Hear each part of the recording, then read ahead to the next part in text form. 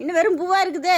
பூவு முட்டை போட்டு பொரியல் பண்ண சூப்பரா இருக்கும். அப்படிங்களாயா? ஆமாங்க. என்ன கீரையே காணா?